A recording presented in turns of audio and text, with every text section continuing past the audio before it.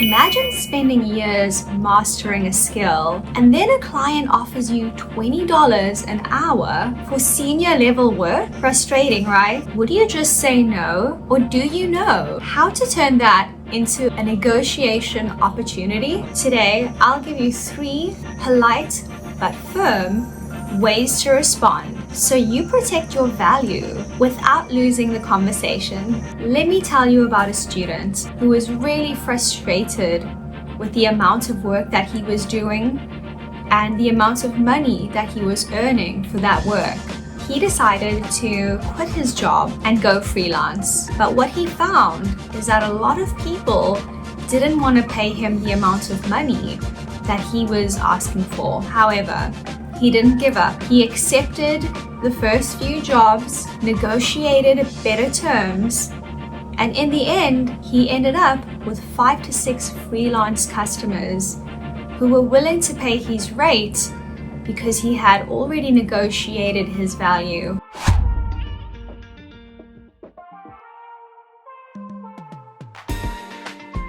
Let's look at the problem. So why do lowball offers happen? Some clients undervalue work out of ignorance. They just don't know market rates. Some test boundaries to see what you'll accept. And some genuinely can't afford it. But that doesn't mean that you should undersell. Remember, it's not just about the money. It's about respect. Is it ignorance, strategy, or just bad budgeting?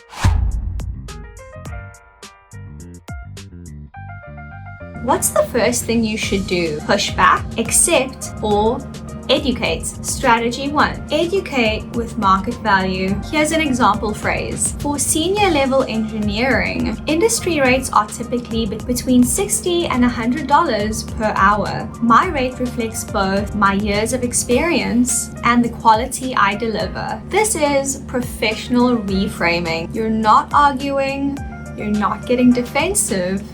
You're just educating them on the facts. Wrong? No way. That's too low.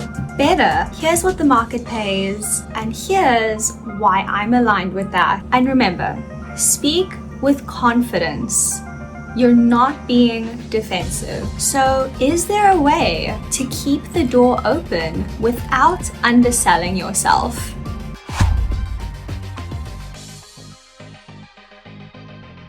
Strategy 2. Counter with flexible options. Here's an example phrase.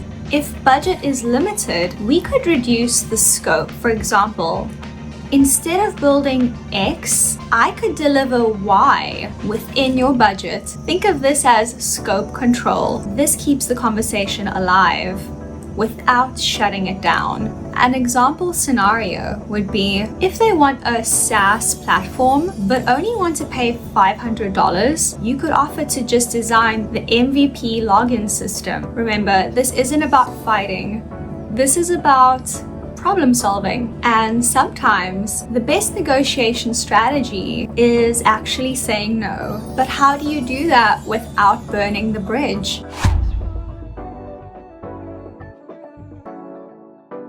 Strategy 3. Walk away gracefully. An example phrase would be, thanks for considering me. Unfortunately, I can't take on projects at that rate, but I'd be happy to recommend someone more my junior. Walking away shows self-respect and attracts better clients. High-value clients will find you once you show your boundaries. Here's the truth. Every lowball offer isn't a dead end, it's practice. So how can you flip your mindset about these moments?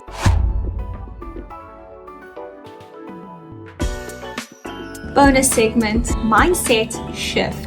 Let's reframe your thinking. Lowball offers aren't insults. They're opportunities to practice negotiation. Each bad offer is a filter that gets you closer to the right clients. I was part of a platform that paid very little, and I did the work in the beginning because I didn't think I had a lot of options. But then I decided to stop that work because it was taking too much of my time and paying me little money to do so, and a better offer came along. So remember, You're not just selling your time, you're selling your expertise.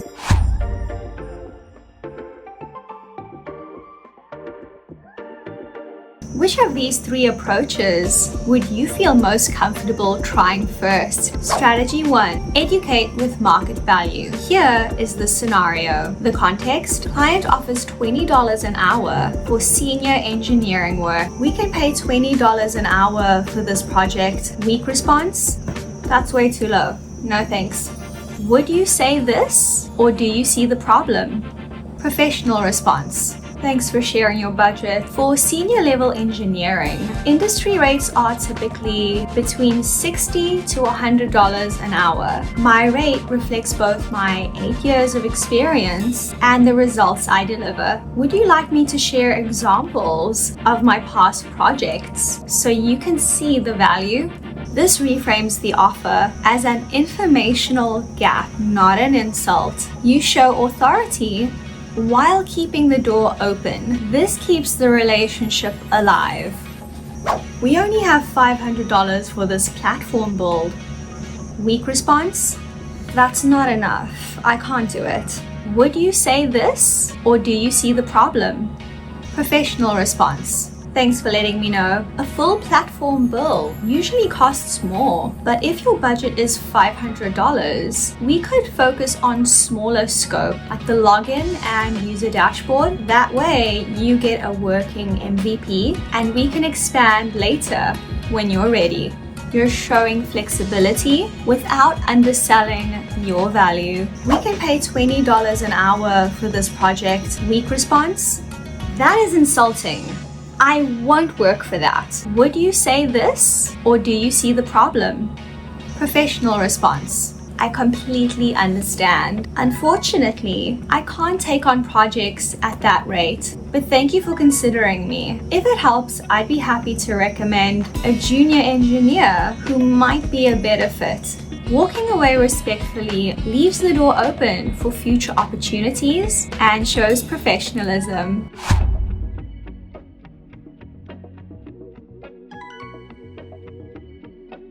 Now it's your turn. Have you handled lowball offers? Comment your best phrase below. And if you want my free freelance negotiation script, drop the word negotiate in the comments. I invite you to be a part of the community. By leaving a comment, others can see. And if you like this video, like and share with the people you love or your team. And if you want more content like this, don't forget to subscribe to Tech English Pro. Thanks for watching, and I'll see you in the next video.